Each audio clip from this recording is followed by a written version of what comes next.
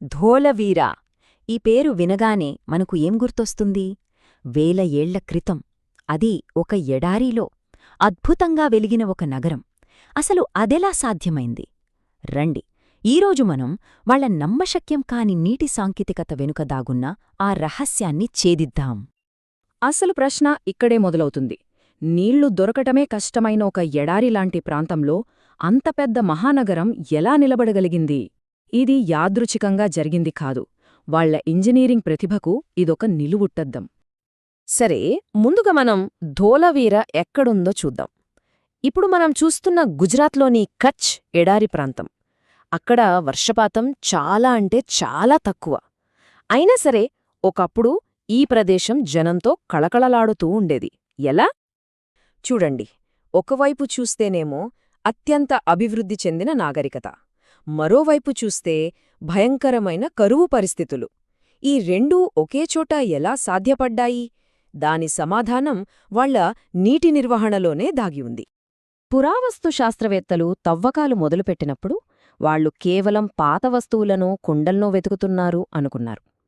కాని వాళ్లకు దొరికింది అది కాదు. వాళ్లకొక అద్భుతమైన, అతిపెద్ద ఇంజనీరింగ్ వ్యవస్థకు సంబంధించిన ఆధారాలు దొరికాయి. ఇక్కడ దొరికిన ఈ భారీ జలాశయాలు, కాలువలు, ఆనకట్టలు ఇవేవీ విడివిడిగా కట్టినవి కావు.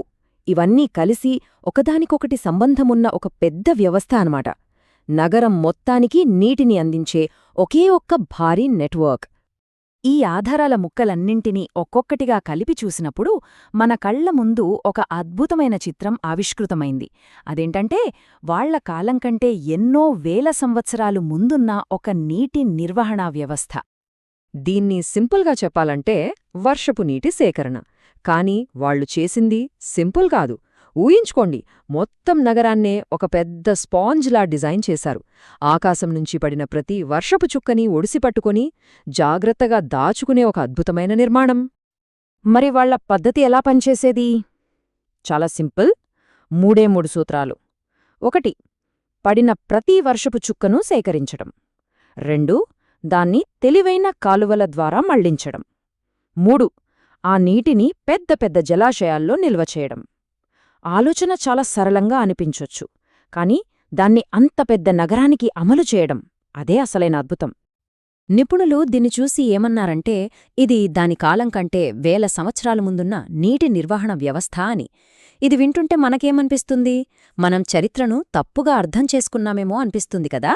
వాళ్లు మనకంటే వెనుకలేరు. బహుశా కొన్ని విషయాల్లో మనకంటే చాలా చాలా ముందే ఉన్నారేమో.